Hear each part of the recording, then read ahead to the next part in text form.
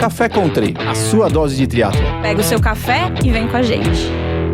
Olá, bem-vindos a mais um Café do Country. Eu sou Sérgio Magalhães e estou aqui com o nosso único roncador da sala, Wagner Espadoto. Né? Sou eu o roncador? Tá roncando muito? A controvérsia, se a Tá Andressa roncando assistir, muito? ela vai... Tá roncando ela muito? vai Controvérsia.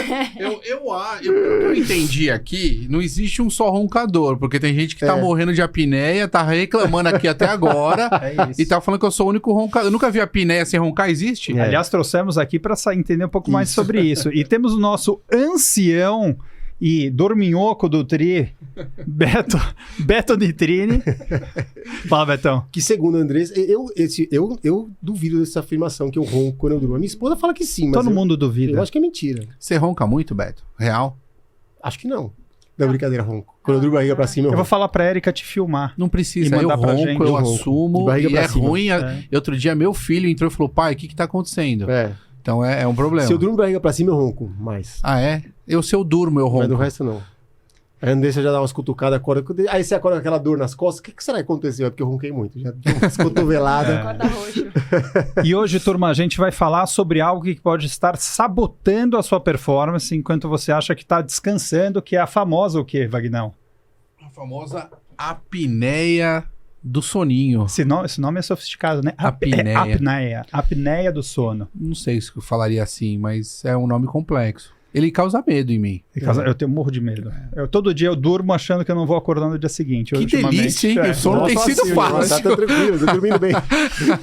E hoje a gente tá com uma convidada super especial que já teve aqui, né? Uma outra vez com a gente, mas ainda não no vídeo, ela tá um pouco nervosa, entendeu? Porque pela primeira vez ela tá no vídeo, ela só foi na versão antiga do Café Country por áudio. Graduada em odontologia pela Universidade Estadual de Campinas, Unicamp, residência em cirurgia traumatologia bucomaxilofacial no Hospital Regional do Sul, especialista em cirurgia e traumatologia também bucomaxilofacial. Desculpa. Enfim, maxilo, pai. uma série de coisas, mas hoje ela vai falar aqui com a gente sobre a apneia do sono, o que tem muito a ver com os nossos dentes, né? Com a nossa arcada dentária, com toda essa nossa parte de ossos aqui. Então, muito bem-vinda, Marcela Moreira. Salva de palmas pra... Tô muito feliz de estar aqui. Muito, muito, muito obrigada pelo convite. A minha formação é um pouco difícil de falar, mas queria falar que, além disso, eu tenho mestrado em dor e DTM, disfunção temporomandibular. E por isso eu comecei a estudar os distúrbios do sono, porque elas estão inteiramente conectadas ali com as disfunções e dores orofaciais. Eu queria pedir um favor. Você poderia ensinar o Sérgio a falar bucomaxilo, por favor? Não foi bucomaxilo, era mais completo. Bucomaxilofacial, pô. Bucomaxilo Pelo facial. amor de Deus. É que é todo um nome complexo. Tinha o facial também. Ah, Você não foi. entendi. Então é muito mais de novo. bucomaxilo facial. Agora foi. Tá bem, moleque. Mas é um nome difícil. Para começar, no básico, o que é apneia do sono? Tá. Começando do simples, né? A apneia é parar de respirar. A apneia, inclusive, é um esporte, né? Esporte? Quando você faz mergulho de apneia, é um esporte. Mas neste caso, a apneia, que é a apneia do sono, é quando involuntariamente, várias vezes ao longo da noite, o indivíduo para de respirar. E aí parece um pouco catastrófico falar desse jeito, mas é como se tivesse vários episódios de mini sufocamentos ao longo da noite. Isso é a apneia do sono. Por que a gente não percebe? Porque eu tenho a apneia do sono e as pessoas, né, a Érica, meus filhos às vezes comentam, nossa, pai, tava engasgando. E é assim mesmo. Uhum. Só que a gente não tem a menor noção de aconteceu. Ainda briga, porque quando eu tomo uma cutucada, para, eu falo, pô, deixa eu dormir. Por quê? A gente nem percebe isso. Muitas pessoas percebem Ah, é? que acordam afogadas. Eu recebo muito paciente que a queixa principal é, doutora, eu tô acordando afogada.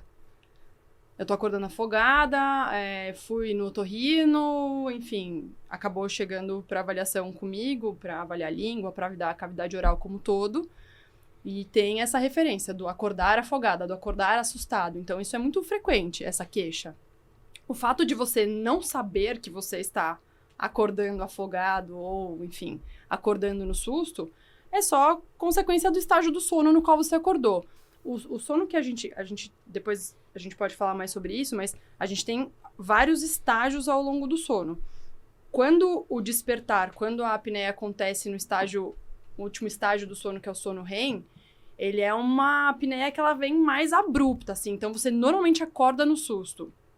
Quando ela acontece em estágio um pouco mais precoce, então no sono profundo, não necessariamente você vai acordar com essa sensação de susto, de sufocamento. Mas tá acontecendo. Serginho, você já acordou no susto? Muitas vezes. Ultimamente, sempre, sim. Mas... Marcela, assim, a apneia, falando fisiologicamente, o que acontece no nosso corpo, depois a gente vai falar sobre os tipos, talvez, de apneia que existem, mas basicamente o que acontece é o parar de respirar e o que acontece com o nosso corpo quando a gente para de respirar no meio do sono, né? Eu vou voltar um pouco e eu vou falar dos tipos de apneia para a gente abrir isso. Então, a gente tem 2 tipos. A apneia, ela abre em alguns grupos, assim, né? Mas os 2 grupos principais... Os 2, quando a gente faz lá, que a gente pede o exame para avaliar a apneia do sono, vem algumas coisas no relatório, entre elas que tipo de apneia você tem. Então, você pode ter predominantemente a apneia central, a apneia obstrutiva e as hipopneias, que são as obstruções parciais, né? Quando a gente fala de apneia central, tudo que quando fisiologicamente a gente se refere a central, é quando a informação para aquele acontecimento do nosso corpo, ela vem direto do cérebro. Então, é diferente de você colocar a mão do lado de uma superfície quente, por exemplo. Sua mão começa, as fibras do tato aqui começam a sentir o calor, o desconforto. Essa informação por impulso elétrico chega até o cérebro, aí o cérebro entende que ele precisa se defender, tirar a mão, e aí esse impulso acontece. Então, isso é um estímulo periférico, ele veio da periferia para o centro. No caso do que vem centralmente, essa informação foi gerada no cérebro. Então, o cérebro mandou você parar de respirar. A apneia central, ela pode ser o que a gente chama de idiopática, ou seja, não ter causa conhecida e não ter um diagnóstico, mas ela normalmente é associada ao uso de uma medicação, tipo um opioide, né, uma medicação mais forte de ação central, ou algumas condições pré-existentes de saúde do paciente, tipo insuficiências cardíacas crônicas, paciente com lesões neuronais, então um paciente que tem uma sequela de um AVC, por exemplo. Os mecanismos da apneia central não me são, assim, muito familiares, para ser bem honesta, porque nem eu, nem nenhum dentista tratamos de apneia central em nenhum cenário. As apneias obstrutivas, como o próprio nome diz, são causadas por uma obstrução física, que pode acontecer por diversos motivos. Então, ela pode acontecer por um sobrepeso, por exemplo. Voltando um pouco. Quando a gente dorme, a gente relaxa e toda a musculatura do nosso corpo relaxa junto, inclusive as vísceras e órgãos internos. Então, o caninho que liga a boca e o nariz ao pulmão, que é a faringe, também vai relaxar um pouco. Isso, num cenário normal, eu, e não vocês, sei lá, talvez o Beto, não atrapalha em nada. Você continua respirando normalmente. Agora, para algumas pessoas que têm algumas condições anatômicas, digamos assim, que podem... Não entendi. Tá chamando a gente de gordo. Não entendi. Não, tá chamando a gente de gordo. Não aí, vamos levantar, vamos embora, vai. Vocês estão colocando o carro na frente dos bois. Calma, ela nem Anatômica. acabou de explicar ainda. Oi, Leilô. Você foi... Eu e o Beto não, mas vocês que essa condição anatômica que você tem aí... Não foi isso que eu quis dizer. Foi só porque o Beto vamos falou esperar. que não tem apneia e vocês falaram que vocês Exato, têm. entendi. Sei, Tá? Explicou. Vocês estão Eu não falei que eu não tenho, eu falei que eu não consigo provar que eu não tenho. Vocês estão vestindo a carapuça antes da hora. Esses fatores anatômicos podem ser, por exemplo, o sobrepeso. Porque, por força da gravidade, como você está relaxado, a gordura vai fazer com que essa via aérea colabe. Mas, se a gente não tem um caso de sobrepeso, como o caso de vocês, que não tem sobrepeso, são estruturas anatômicas mais relacionadas à região que a gente chama de orofaringe. Então, é a região onde a boca se relaciona diretamente com esse caninho que é a faringe por onde passa o ar. Então, a gente está relaxado, a musculatura toda relaxa. Se o paciente ou o indivíduo tem a mandíbula, por exemplo, um pouquinho mais para trás, o único lugar onde a nossa língua é presa é na região anterior de mandíbula. Então, se eu tenho a mandíbula um pouco mais para trás, eu tô relaxada, a minha língua vai relaxar e a mandíbula já tá mais para trás, isso vai obstruir. Se eu tenho um céu da boca constrito, pequenininho, a minha língua vai tentar relaxar lá em cima, mas ela não tem espaço, ela vai escorregar para trás, vai obstruir. Ou, por exemplo, se eu tenho uma língua um pouco maior do que a cavidade na qual ela deveria estar, ela também vai escorregar para trás porque é por onde ela tem espaço. E aí é o que a gente chama de fenômeno de obstrução. Então é a apneia obstrutiva do sono. E ela pode estar relacionada à posição que você dorme. Totalmente. Porque dizem informações... Você nunca viu. Que eu ronco que eu tenho quando eu tô durmo de barriga pra cima. Dizem. Nunca vi isso filmado, nem comprovado. Mas o boato que rola na residência é esse. Então, quando você, por exemplo, durmo de barriga pra cima, ronca. Então, você vira de lado, para de roncar. Então, talvez tenha essa relação? Tem. Quando a gente pede o exame pra gente avaliar se um paciente tem apneia do sono ou não, a gente precisa pedir alguns exames específicos. O exame, que a gente chama de padrão ouro, né, para avaliar, diagnosticar, fechar um diagnóstico de apneia, é a polissonografia. Na polissonografia, se a poli é bem laudada e bem feita, lá no resumo diagnóstico, nas impressões diagnósticas, ela vai dizer, inclusive, em que posição o paciente estava quando ela apresentou o ronco e a apneia. Então, para alguns pacientes, o tratamento é mais simples do que qualquer coisa. A gente faz um tratamento de ortopostural. Então, tentar mudar a posição que o paciente dorme. Melhorou, show, tá tratado. Muda o travesseiro. Exato. Dá uma emagrecida. Exato. Né? É pouca coisa, né? É pouca coisa. Pra você, imagina só. Exato. Só emagrecer no meu caso, né? Agora, me fala uma coisa. O exame, ele é feito em laboratório. E aí você fica acoplado. Eu já Ou fiz em casa também, né? Você pode fazer em Sim, casa. mas não é tão preciso. Não é? Não é tão preciso quanto o do laboratório. Pelo menos essa é a informação que eu tenho. Me corrija, por favor. Mas eu sei que você fica acoplado com uma série de coisas, tal, na cabeça. O quanto dormir em um laboratório onde não é o seu espaço, a sua condição natural de sono, né? Pode interferir nessa qualidade do sono e qual a margem de erro que tem de interpretação, assim, de, poxa, existe um desvio padrão aqui. O que é o melhor, né? Fazer na sua cama, no padrão, né? Com menos, ou lá, né? Informação, hoje em dia, eu já tendo a solicitar muito mais a polissonografia que a gente chama de tipo 3, que é a que faz em casa.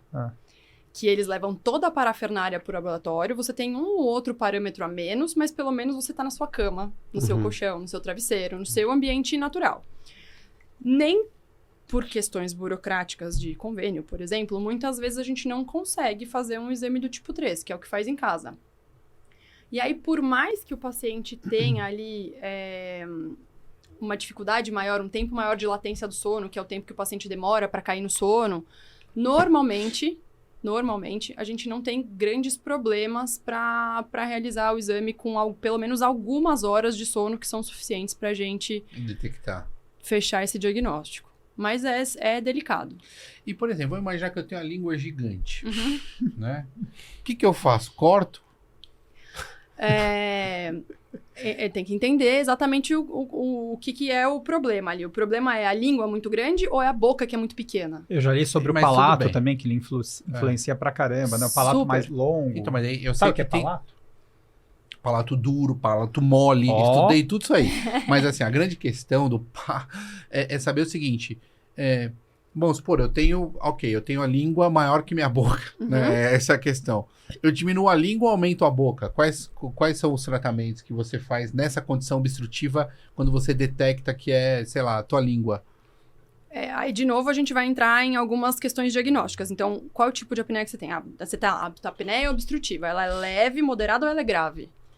Se você tem uma apneia grave, ou você faz cirurgia ortognática, avanço maxilomandibular, ou seja, se você tiver indicação para isso. Então, se você tiver as estruturas anatômicas mal posicionadas ou que permitam um movimento que não vão alterar a sua condição de convivência social, por exemplo, né? A gente lança a mão, a gente sugere sempre para o paciente uma cirurgia que faz o avanço de todo o complexo de parte de cima, maxila, parte de baixo, mandíbula, e faz a rotação desse complexo todo e avanço, porque a gente libera a via aérea posterior. É seu momento agora. De ficar bonito. Eu ia falar isso agora. Você vai ficar quadradão. Você vai ver. E joga a língua pra frente. Ou um CPAP. Paciente com apneia grave é CPAP, que é aquele aparelhinho que joga ar lá pra Isso aí eu dentro. vou precisar, é urgente. Ou Você cirurgia ortognática. Comparativamente, se a gente entrar num congresso de cirurgiões que vão falar sobre... Então, eu fui agora há 6 meses para um simpósio que era só falando de apneia do sono. E aí tinha lá uma grade super, assim, grande de otorrinos, fonoaudiólogos, cirurgiões bucomaxilofaciais e médicos. 99,9% das pessoas presentes eram 100% favoráveis à cirurgia ortognática porque te livra do CPAP. Ou ele te tira de uma apneia grave e te coloca numa apneia leve, por exemplo. Você não zerou os episódios, mas você não tá mais com risco de morte. Não tá mais gerando risco de hipertensão resistente. Então, você sai de um quadro super grave, que pode levar à morte, e tá num quadro leve ali, que você pode tratar com uma alteração de postura, por exemplo, ou com, enfim, um aparelho intraoral. Mas, se você não quer fazer cirurgia ortognática, ou não é candidato a fazer cirurgia ortognática, não quer usar um CPAP, ou, enfim, não tem essa opção, e você tem o que a gente chama de macroglossia, que é a língua muito grande, existe a cirurgia da língua. Mal, o que é um episódio? Como que vocês dividem assim, 1, 2 e 3? Ou ameno, médio ou grave? Tem um número de episódios por noite, assim, que você tem de apneias? Tem algo desse tipo? É número de saturações por hora. E aí ele é classificado, ele vem lá, quando vem o relatório da polissonografia pra gente, ele vem dizendo quantos episódios por hora esse paciente teve, e aí ele é classificado lá num índice de apneia leve, moderada ou grave. Perfeito. E aí, o roncar é sempre sinal de apneia ou o roncar pode ser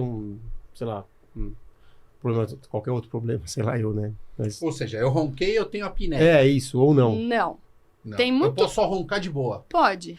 Tem muito paciente que tem ronco e não tem apneia. Grande parte dos pacientes que têm apneia tem ronco. Mas também não dá para eu dizer que se você não ronca, você não tem apneia. Entendi. Tá. São condições que caminham muito próximas. E aquele paciente que geralmente tem aquele ronco estrondoso, que abala os sísmicos que a casa toda sente, geralmente ele tem uma apneia. Famoso cramunhão. Puta, pior que eu acho que eu tô nessa categoria. Eu tô desesperado. Então, quando a gente fala, assim, a gente falou de tratamento, tem esse tratamento que você falou de modificar, né? E abrir espaço, vamos dizer assim, para amenizar, ou o CPAP. O CPAP, no final, é a última saída. Não, o CPAP não. O CPAP vem antes, não vem? É que dependendo do caso, pelo que eu entendi. O CPAP é mais conservador, teoricamente, se você pode só com o CPAP. Porque essa cirurgia deve doer, Marcelo. Porra, deve ser mesmo. O que você faz? Você reconstrói o cara? Eu tenho um amigo que fez a cirurgia... Desculpa, Marcelo. Imagina. Ele tinha o queixo pra frente, depois o queixo pra trás. Classe 3, é o famosinho Olha classe 3. Ele. Caraca, meu. Eu vou te falar, o pós-operatório disso daí é um negócio, meu... Então, aí você quer A cortar a boca fica língua amarrada, e arrancar não o é palato. mais. Se cortar a língua no meio, que nem o pessoal faz agora que tá na moda, Deixar assim? Mas já não é não mais ajuda? assim. Não é mais assim. Aí vai ficar assim, ó. Porque é bem traumático, né? Então, as ortognáticas, graças a Deus, como a maioria das coisas da Evoluíram. vida, evoluíram muito, né? Elas já não são cirurgias mais tão traumáticas, que a gente abre acessos tão grandes e tem uma morbidade pós-operatória tão alta. Nossa, olha aí, Beto. Falou de morbidade. Eu vou Então. ficar roncando. Dane-se a Não. hipertensão. E não dói, tá? Ah, não dói. Não dói, Não. porque você fica com perda de sensibilidade transitória. Olha que bênção. Então você fica com um pouco de parestesia, não tem dor Não. e se cura da Você fica lá apneia. uma múmia. E como é que faz? Me explica, assim, como que é uma cirurgia como essa? Você explicou mais ou menos, né? Mas o que eu faço? Eu corto literalmente a língua? Como que é essa loucura? Eu queria visualizar isso. É muito raro a gente mexer em língua, tá? Cirurgia de tecido mole, pra apneia, elas são bem... E aí talvez eu compre briga com alguns otorrinos, mas elas são bem sensíveis, assim, porque elas tendem a recidivar. Porque tecido mole tem flacidez, enfim, tem uma série de questões que... primeiro, essas sim são cirurgias muito doloridas, que acabam fazendo algumas alterações importantes de velação orofaríngea, então... paciente acaba tendo refluxo de comida pelo nariz, altera um pouco a fonação. Então, é bem delicado essas cirurgias de região posterior a nível de tecido mole. E as cirurgias ortognáticas, que são essas cirurgias que os dentistas fazem, são cirurgias que a gente mexe basicamente em osso. E aí, por isso que você tem que estar ali candidato para isso. Então, você tem que ter uma alteração dentofacial, de posição dos ossos gnáticos, dos ossos da maxila e da mandíbula. Porque o que a gente, para você ganhar espaço de via aérea, eu preciso fazer um avanço desse ponto aqui do queixo de mais ou menos 1 centímetro. Isso é o que os estudos mostram. Já tô imaginando. Só que... Vira um classe 2. Quem sabe assim você consiga falar no microfone direito. Nossa, você não consegue avançando no meio do programa. Do nada, né? Só que são alguns movimentos combinados. Não é necessariamente um avanço puro dessa parte aqui. Então, existem formas e formas da gente jogar isso pra frente. Se eu tenho um paciente, por exemplo, que não tem tanto a mandíbula tão recuada, não tem a mandíbula tão pra trás, e eu preciso fazer esse jogo de jogar isso pra frente, eu vou mexer com o que a gente chama de plano oclusal. Então, os meus dentes... Isso é o plano oclusal, né? Meus dentes estão assim. Se eu jogo o meu plano oclusal pra esse movimento que a gente chama de anti-horário, pensando no relógio, né? Ele é anti-horário, eu também jogo essa ponta da mandíbula pra frente e não necessariamente eu vou avançar o complexo maxilomandibular. E isso faz também com que eu livre espaço de via aérea posterior. Então, tem uma série de movimentos que, combinados, fazem com que essa cirurgia seja muito eficiente. Muito eficiente mesmo. Qual o tempo de recuperação, assim, 6 meses para você voltar a ter sensibilidade, conversar com alguém, comer uma comida, como é que é? Não, são 30 dias de alimentação. Comer uma comida. Mas tem alguns bons dias pesado, de alimentação bem leve. São 30 dias, você não fica mais de boca fechada. Como o Beto falou, ele teve um amigo que provavelmente lá em 1900 e bolinha fez uma cirurgia ortognática e ficava com a boca fechada. Meu Deus. Porque a gente não confiava. Não respira pela boca? Respira assim, né? Ficava com o dente travado, assim, ó. Horrível. Mas a gente não usa isso mais há muitos anos. Já tá me dando falta de ar aqui. Não. Já quero ir embora, eu não gostei desse tema. Tô preocupado já. A gente não faz mais isso, porque hoje em dia a gente tem plena confiança no material que a gente usa para fazer a fixação dos ossos. Então, a gente usa cada vez mais material, menos material, com melhor qualidade, melhores técnicas ali para reposicionar os ossos, para que justamente a gente tenha um pós-operatório com menos inchaço, com menos perda de sensibilidade e com menos restrições, mas vai ficar ali uns 30 dias com alimentação bem levinha, não pode mastigar nada com força, mas você pode conversar, você pode fazer o que você quiser, quase. Isso era bom, né, Sé? Ficar 30 dias com alimentação levinha para nós é assim, não pode incrível. treinar. Pra mim é mais frequente nos homens, a apneia, do que nas mulheres? Existe alguma frequência maior em homens do que mulheres. Nossa, mas assim, deve ser estranho, né? Porque eu já vi homens roncando, né? Inclusive eu ronco assim. Você imagina uma mulher assim? Nossa, eu dava plantão com uma mulher. É que a gente dorme pesado, a gente não escuta. Mulher ronca, a gente não escuta. E, mas, deixa eu falar, além da polissonografia, que é quando o médico pede ou você solicita e tal, os relógios hoje em dia, né? Sei lá, o Oura, ou... até esqueci. O Whoop. Os próprios Garmin novos, né? Eles trazem alguma informação que você pode ali, o atleta pode olhar e falar, putz, eu acho que eu precisaria me consultar. Não quero comprar inimigos hoje. Mas... Então não devia ter vindo. Posso falar? Entrou... Já comprou inimizade. Esses wearables, eles são de verdade verdadeira. Claro, cada vez mais estão avançando e captando mais informações que são interessantes para a gente. Mas eles trabalham com uma tecnologia que chama actigrafia, né? E eles trabalham baseados em algoritmos. Então, eles pegam uma média populacional de avaliação que é feita, né? Todos os dias captando ali um monte de informação de um monte de indivíduos e cruzam com algumas informações que o seu corpo dá ali na hora. Então, alteração de frequência, alteração de temperatura, alteração de pressão arterial. E eles cruzam essas informações também com os movimentos do corpo e eles dão uma predição sobre a sua arquitetura do sono.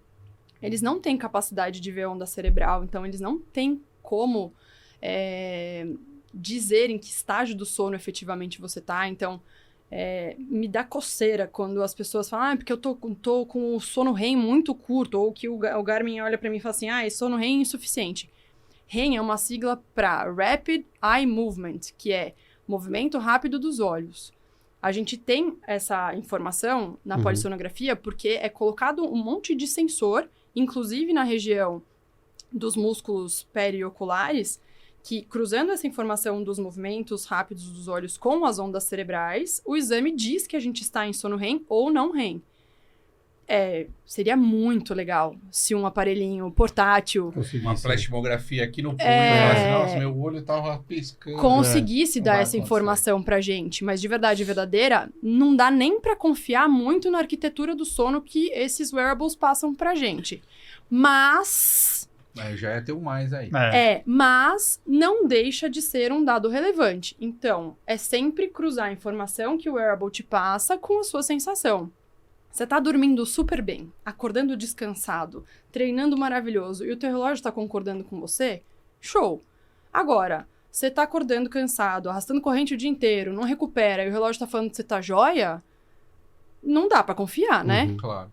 E tem uma coisa também que, assim, mesmo o relógio, o padrão dele, com o algoritmo dele, ele executado diversas vezes, ele corrige, não é corrige, ele normaliza de uma certa forma essa questão, né? Então ele vai, no médio e longo prazo, no curso temporal, ele vai te dar a tendência do que é. E aí você pode observar e talvez levar isso para o consultório, né? Sim.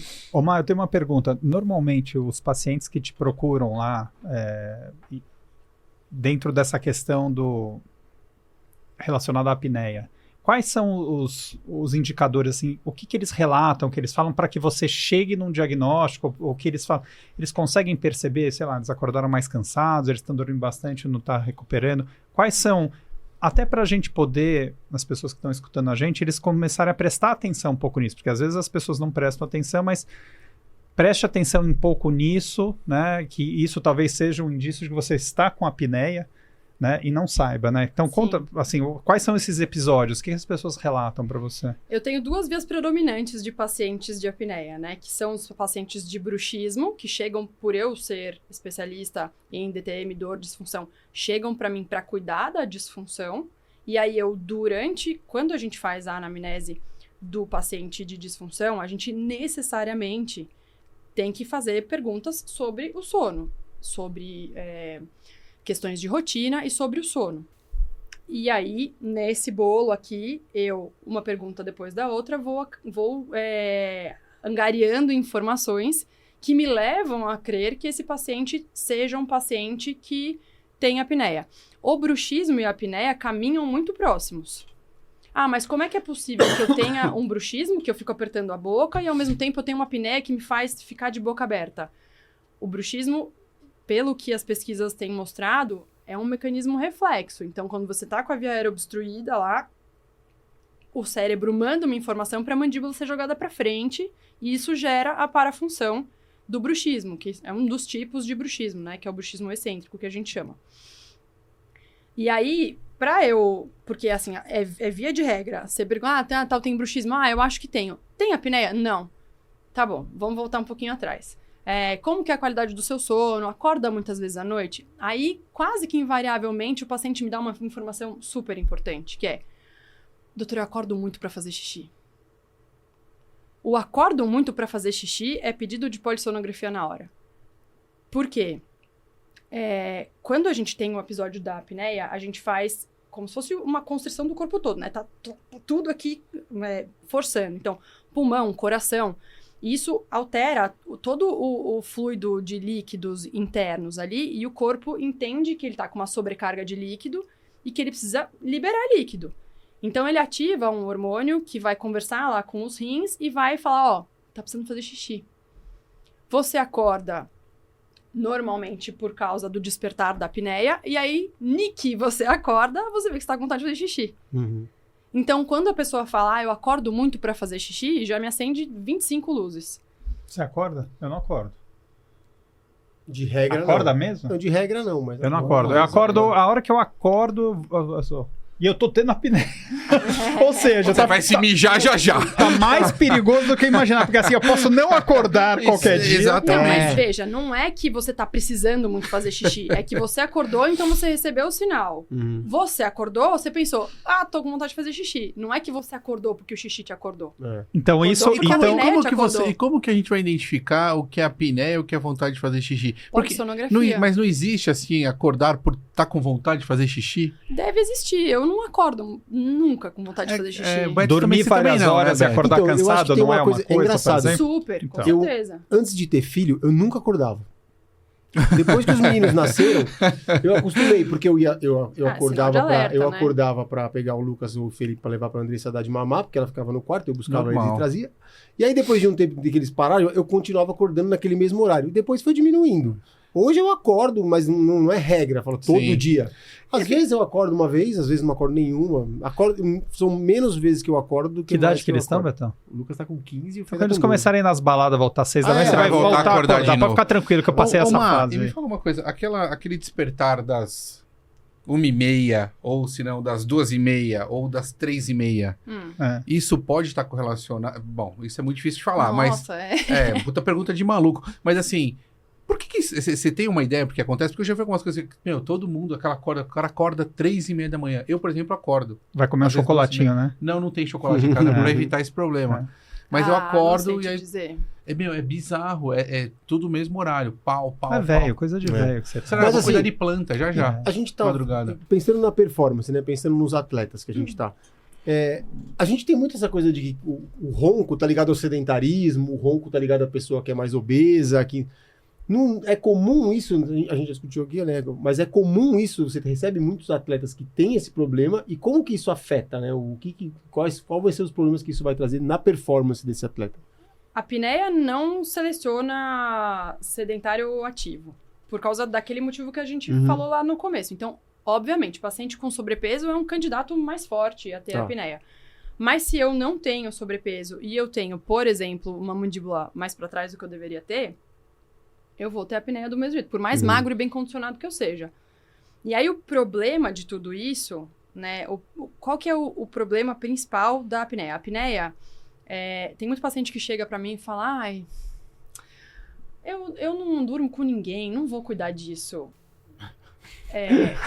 Esse aí não vai ter nem quem leve ele pro hospital, onde é que ele morrer ali na cama. Aí você dá um abraço. Eu não durmo com ninguém, é o pior, né? Pô, o que não dorme com ninguém já podia usar logo o CPAP, né? Que vai passar vergonha, né? Cara, é super problemático isso, porque isso é senso comum, principalmente para atleta, que sono é sinônimo de recuperação. Então, sem sono, sem recuperação. E aí, se vocês não acharem que vai ficar muito maçante, eu acho que é legal a gente falar meio que, mesmo que sim, superficialmente, sobre os estágios do sono, porque isso é relevante. Manda bala. Manda né? bala. Você que manda, meu. O nosso sono, ele é dividido em 4 estágios. Sendo que um primeiro estágio, são 2 estágios maiores e aí subestágios, né? Então, o primeiro estágio é o não REM e o segundo estágio é o REM. Dentro do não REM, a gente tem 3 subestágios, que é N1, N2 e N3.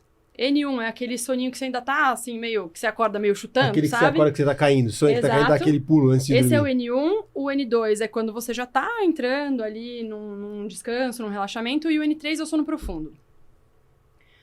É no sono profundo que a gente tem grande parte dos processos de recuperação, principalmente muscular, a nível muscular. E aí depois, em sono REM, é quando a gente tem grande parte dos processos de recuperação da parte cognitiva. Se a gente não chega nesses estágios mais demorados, assim, do sono, que Profundos, é o talvez. N3. O REM é um sono relativamente superficial, então não dá nem pra chamar de profundo, né? Eu não sabia, achei que o REM era bem profundo, sendo bem, tipo, porque é onde você sonha, né? Tem umas questões assim. Mas pensa assim, quando a gente olha uma polissonografia, a gente tem a comparação das ondas cerebrais, né? Quando a gente vê as ondinhas lá do REM, ela é muito semelhante às ondas de quando a gente está acordado. Porque o funcionamento do cérebro é ativo. Em baixo grau, É como se a gente tivesse um discernimento. Então, assim, você tá passando... Óbvio, você tem um pesadelo, é terrível, mas você não vai levar isso pra sua vida. Você não vai criar um trauma de um pesadelo. Então, você vive situações ali no seu sonho. Mas é um sonho, você não leva isso pra vida. É diferente de quando você tá acordado e passa por uma situação traumática. Claro. Tô querendo saber em que situações que ele passa no sono REM. Eu já tô até imaginando quais seriam. São traumáticas, né? Se for com você, então... Mas tudo isso pra dizer que não é um sono profundo. É um sono relativamente lábil, assim, né? Mas, nesse estágio de sono REM, é tipo o descanso do cérebro. É quando o cérebro vai se recuperar predominantemente. Então... Inclusive, quando a gente não chega em sono REM, a gente pode começar a ter alteração de limiar de tolerância de dor. Olha só. Abaixa, diminui. Você fica menos tolerante, porque todos os processos cerebrais estão mais estressados. Então, você fica mais fadigado, você fica menos tolerante, você fica menos atento, e aí você passa a ter também uma alteração de limiar de tolerância de dor. Então, se a gente for pensar em atleta, em performance... O cara dormiu mal pra burro. E ele tem um teste de FTP no dia seguinte. Talvez ele não tolere a mesma carga de dor e de sofrimento que ele toleraria num dia que ele dormiu super bem, porque o cérebro dele tá estressado ainda do dia anterior. Não é necessariamente só a parte muscular. Tem sim a parte muscular que é super importante, que aí acontece mais em N3, desculpe, em N3, que é quando a gente tem a maior parte da produção ali, da descarga de GH. Então, GH é síntese de proteína em N3, sono profundo. Recuperou a parte muscular, show. Passou para sono REM, aí vai começar ali liberação de testosterona em sono REM, liberação de hormônio de saciedade, regulação de fome em sono REM. Então, um paciente que dorme mal, que não chega em N3, que não chega em sono REM, não só não vai recuperar bem a musculatura... Por que você tá comendo desse jeito? Você não tá chegando no sono. Quem falou que eu tô comendo? Eu não sei de onde ele tira essas coisas. Essas observações cretinas, eu né? Não sei, porque só porque eu tô um pouco eu mais não dá pra inchado. perder isso. Tô tomando meus remédios. Ele fala primeiro de 1h30 da manhã que ele tá acordando, que eu tenho certeza que ele tá indo roubar um chocolate na cozinha. Eu não vou pra cozinha. Eu começo no celular, eu fico fazendo outra... Eu respondo... Mas desculpa, continua. Imagina. Eu fico trabalhando de madrugada, é sério. Eu trabalho de madrugada. É um problema isso. Não, é isso. Então altera todo o nosso processo fisiologia, né? de fisiologia. Então, sei lá, você tinha comentado comigo sobre processos, alterações de parâmetros, né? Então, HRV, VO2. VO2 eu efetivamente não posso te falar que, tem um teste de VO2 que foi feito. Tem lá uma média de que o paciente que tem apneia crônica tem uma capacidade muito menor de processar o oxigênio, porque tem até alteração ventricular, alteração estrutural no coração, né? Mas quando a gente entra, e aí, desculpa se ficar muito papo chato teórico, mas quando a gente entra nesse estágio de sono profundo, o que domina o nosso corpo é o sistema que a gente chama de parasimpático. Parasimpático, como o próprio nome diz, é o que para a gente. Para, descansa. Baixa frequência cardíaca, baixa frequência respiratória, aumenta o HRV, e tudo isso faz com que o sistema cardiorrespiratório possa se recuperar como um todo. Se a gente não atinge esse estágio do sono, vai ter alteração de HRV, provavelmente vai ter uma alteração de VO2 e o corpo todo vai funcionar de um jeito diferente. Se a gente teve lá vários episódios de apneia. Então, você tava N1, N2, chegou em N3, começou a relaxar mais, fez a obstrução, o corpo faz uma descarga enorme de adrenalina em você ali naquele momento, você acorda no susto, volta pra N1, volta pra N2, fica só naquele soninho ali superficial, ficou 8 horas na cama e não descansou nada, não recuperou nada. Teve um sono que foi totalmente ineficiente. Então... Você acha que vale a pena um atleta fazer um rastreio preventivo? Por exemplo, ou teria que ter alguma indicação, tô acordando muito cansado, eu quero, vou fazer um teste de uma polissonografia para ver se eu tô dormindo bem. Cara, Ou é uma coisa que não vale a pena fazer? Não se faz exames assim. Você vai descobrir um monte de coisa, você vai ficar chateado. Sim, Entendeu? Eu não faço exame quase nunca, só quando o médico implora. Então, e aí você quer que as pessoas Mas façam. não, tô perguntando, vai saber. Porque o que acontece é o seguinte, você tá falando pra pessoa assim, primeiro que assim, eu já vou sair daqui tendo que emagrecer, fazer uma polissonografia, Trocar de fazer uma cirurgia no ortognática. rosto que vai mudar, vai sair talvez melhor, alguma coisa. E é assim que tá a vida, entendeu? É depressivo. É depressivo isso. Ô, Beto, acho que preventivo é meio over, assim. Mas é aquilo que eu falei. Se você tá repetidamente dormindo um tanto de horas, sei lá, 7 horas e meia, 8 horas, e não tá recuperando, e não tem uma causa aparente para isso, eu acho que vale muito não sublimar esses sinais e sintomas. Acho que tem que ir atrás, sim, e aí fazer... Não é nem preventivo, é ir atrás de algo solucional que já falando, tem, né? Como que a apneia aumenta risco de arritmia ou hipertensão? Como que é isso? Porque você falou assim, o ventrículo esquerdo, eu imagino que o que aumenta é a parede, é por isso que você tem ali uma questão de enchimento e por isso você tem uma diminuição de volume de injeção. Mas em termos de hipertensão, quais são as repercussões que a gente observa que podem elevar a pressão arterial ou causar hipertensão? A hipertensão é a consequência, é o resultado, o colateral mais grave da apneia, né? Porque ela, inclusive, depois que a gente tem uma apneia crônica, ela leva àquele tipo de hipertensão que chama de resistente, se não me engano, que é aquela hipertensão do cara que toma 3 remédios e não melhora. O processo é mais ou menos assim. Então, a gente tem vários despertares. Todas as vezes que a gente tem despertares, a gente tem descarga de adrenalina e noradrenalina. Adrenalina e noradrenalina são o que a gente chama de substâncias vasoconstritoras, ou seja, elas diminuem o calibre... É fácil entender isso, né? Elas diminuem o diâmetro do vaso do sangue. O sangue está passando pelo corpo. Diminuiu o calibre do vaso no corpo todo, necessariamente o sangue que está passando com aquela mesma força que estava vai fazer uma pressão maior nos vasos. Ou seja, várias vezes por noite você vai ter um pico de pressão arterial. Várias vezes por noite, várias noites seguidas. Sendo que, à noite, como a gente falou, quando a gente tem o parasimpático dominante, uma das coisas que deveria estar mais baixa é a frequência cardíaca e a pressão arterial. Eu não lembro certinho o número, mas eu acho que é algo em torno de 15% abaixo da nossa pressão normal, a pressão durante a noite. E então, imagina, uma pressão que era para estar hipotensa a noite toda, ou seja, abaixo do que é o normal, e fica tendo pico ao longo da noite toda, pior, às vezes, do que aquilo que você tem durante o dia. Então, isso já é significativo quando a gente pensa em pressão arterial alterada. E aí, esse processo, depois de crônico, pensa que todas as vezes que a gente faz a apneia, como eu falei lá no começo, é parar de respirar. Quando a gente para de respirar, a gente para de levar oxigênio para o corpo. Todas as nossas células, para viver, precisam de oxigênio. Vivem de troca gasosa. Todas as vezes que a gente tem perda de oxigênio, que faz hipóxia, repetidamente na parede dos vasos sanguíneos, vai alterando... como se fosse o vaso vai ficando mais rígido. Não é que ele fica duro, mas ele vai ficando menos... flexível. Flexível, boa. Ele vai ficando mais rígido.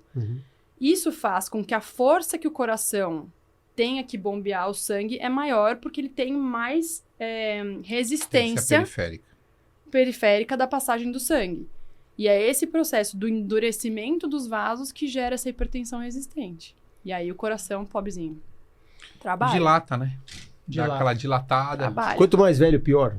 As pessoas mais idosas têm mais esse problema ou não? De apneia? Sim. O que as pesquisas mostram é que a partir dos 40 anos, o índice de probabilidade de você ter aumenta porque todo o tônus muscular vai reduzindo a partir dos 40. Mas não é que passou dos 40 você vai ter apneia com certeza, né?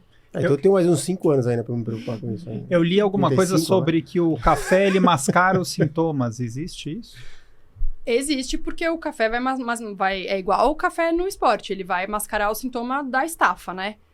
A cafeína, e aí você me corrige se eu estiver errado, ela tapeia o cérebro. Então, quando a gente tá muito cansado, a gente vai liberando uma substância que não é um hormônio, que chama adenosina, que vai se ligando a alguns receptores do cérebro que vão falando assim, vai descansar, vai descansar, vai descansar, vai descansar. E o café, a cafeína, ela tampa esse lugar. Então, é como se ela colocasse uma rolha, um troço, um band-aid ali em cima. Não vai descansar. Não, e ele tapeia. O seu cérebro não recebe a adenosina, mas ela continua aqui fora. Ela só não entrou lá onde ela deveria entrar. A partir do momento que o efeito da cafeína passa, toda aquela adenosina que estava lá acumulada vai descarregar no cérebro. Então, vem aquele down da cafeína. De quando você passa o efeito da cafeína, né? Que também é o que acontece em prova, por exemplo, quando você está muito cansado. Você vai acumulando, na hora que você não fez direitinho a manutenção da cafeína, isso vai cair chave geral. E aí é um grande problema, porque o que as pessoas que estão muito cansadas tendem a fazer é ir tomando um café atrás do outro, e aí isso vira um ciclo péssimo, porque você vai tomando café até mais tarde, aí isso atrapalha na sua latência do sono, na sua qualidade do sono, e aí você vai ficar cansado de novo, e aí é isso que acontece. Então, tiro no pé. Não tome café 1h30 da manhã quando você acordar, por favor. Nunca. Não faça isso. Tá? Eu tenho muito pouco efeito com café, assim, eu tomo tanto que eu nem percebo, mas a Andressa, por exemplo, minha mãe também, a Andressa, elas já não, depois de 4 horas da tarde, já para de tomar café. O meu último café, que hoje não, né, porque a Marisa hoje acabou tomando. Eu tomei um monte, mas normalmente 4 horas da tarde eu também mais. para os 4. Mas tem pessoas que são um pouco mais resistentes a isso, né, que já estão mais habituadas e não tem problema muito com questão de café, até com tela, enfim, é uma coisa maluca isso. Não altera muito a minha latência, eu não demoro muito pra dormir, mas a minha qualidade do sono fica muito atrapalhada. Eu vou fazer esse teste. Tem que fazer tomar até umas 9 horas. Né? Eu queria fazer uma pergunta antes da gente ir. Vai ter penalty box para Marcelo hoje? É evidente. Mas assim, se você tivesse que dar uma dica para quem tá escutando a gente, vendo a gente, né? Assim, para que elas prestem atenção em algumas coisas, que isso pode ser um indício de apneia. Quais são, assim, como eu mesmo falei, por exemplo, duro, mas acordo sempre cansado. Quais são, assim, as dicas? O que elas deveriam olhar e como elas podem, não digo prevenir, né, mas prestar um pouco mais de atenção e aí em que momento elas procurariam por você ou um especialista também relacionado à apneia? Eu vou usar um exemplo meu, que não sou uma paciente de apneia, mas foi algo que aconteceu comigo e eu acho relevante, porque eu só percebi que isso estava acontecendo depois que parou de acontecer. O ano de 2024 inteiro e o começo de 2025, eu não dormia, porque meu cachorro já estava bem doente. E ele me acordava, tipo, telecena, tipo, de 1 em 1 hora. O cara me acordava no susto, porque ele me acordava latindo, então não tinha apneia, mas era como se eu tivesse tido aquela descarga. Eu tinha aquela descarga de adrenalina. Eu até ficava 7 horas e meia, 8 horas na cama, mas eu passava o dia todo arrastando corrente.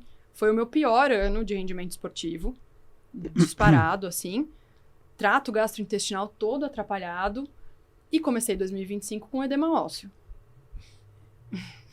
Então, foi assim, um bolo de coisas que aconteceram. E aí, infelizmente, ele foi descansar no céu. E aí, tudo não terás, não tinha mais cachorro, mas eu comecei a dormir a noite toda.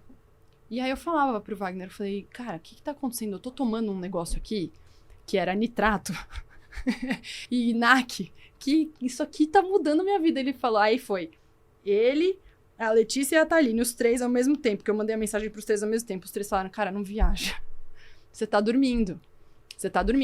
Então, usando o meu exemplo e transportando para uma outra realidade que você não tem uma criatura que te acorda, como uma criança, por exemplo, ou um cachorro, ou sei lá, qualquer coisa que te faça acordar, se você está passando tempo suficiente na cama e mesmo assim a coisa não tá indo, Eu acho que vale muito investigar isso. E não é porque o seu reloginho, porque a sua pulseirinha, porque o seu anelzinho te falou que você não precisa, que você não precisa. Cara, a clínica, a sua sensação, a sua percepção é soberana.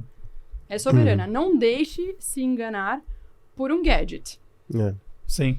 Óbvio que a gente sabe que todo mundo, todos nós aqui, a gente passa por momentos... Tá tudo bem, Betão? Deu a apneia aí? Deu a apneia. A apneia acordado, Beto. A gente sabe que a gente passa por momentos de vida que, obviamente, em determinado momento você está mais preocupado, ou preocupada, ansiosa, né? Enfim, isso pode prejudicar também o sono. Mas prestar atenção se tá tudo dentro, né? Que nunca tá, né, Wagner? Dentro do normal, mas assim, poxa... O que é normal? O que é normal, mas mesmo assim você continua, né, passando muitas horas acordando cansada, né? Sim. Eu acho que existe o básico.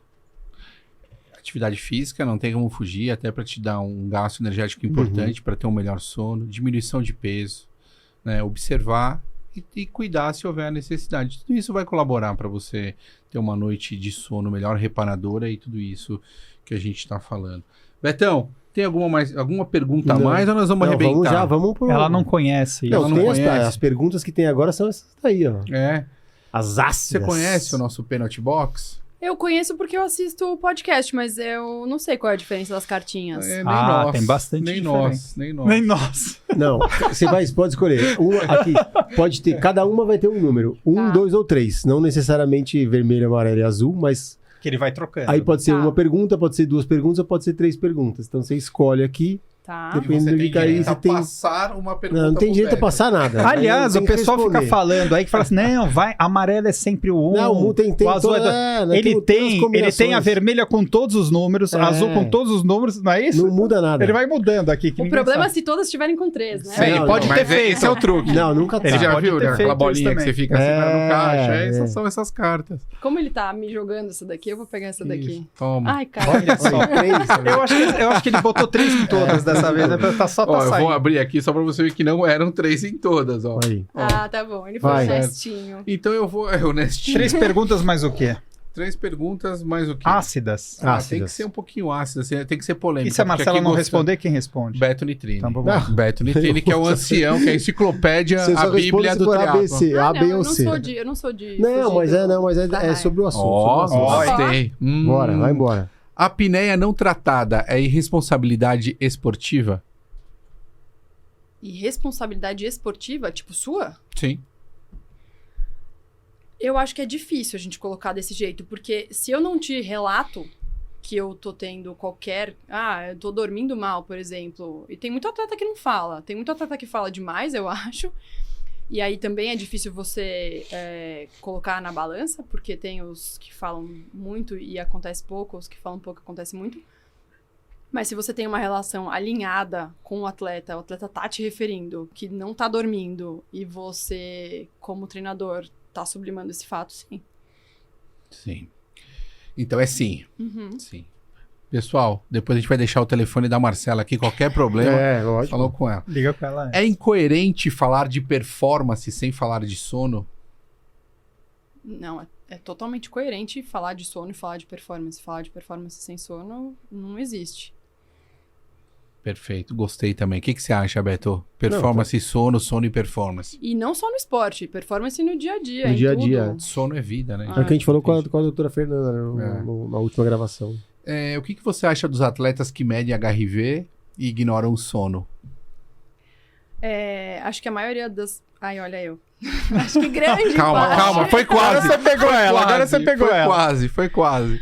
Eu acho que grande parte das pessoas que medem esses parâmetros não entendem esses parâmetros.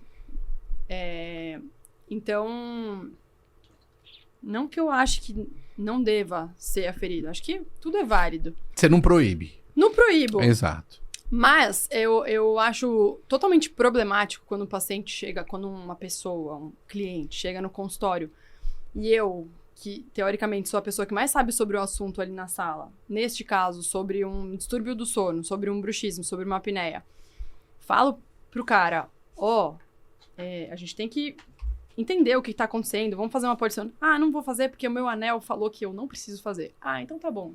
Um abraço. Fica aí, vende seu HRV e vá ser feliz em outro Você nunca fez uma outra pergunta em cima disso? Eu faria. Bem de sacanagem, mas que eu não posso fazer aqui. Mas eu acho que tem que ter essas informações. A verdade é que a gente tem muita informação hoje.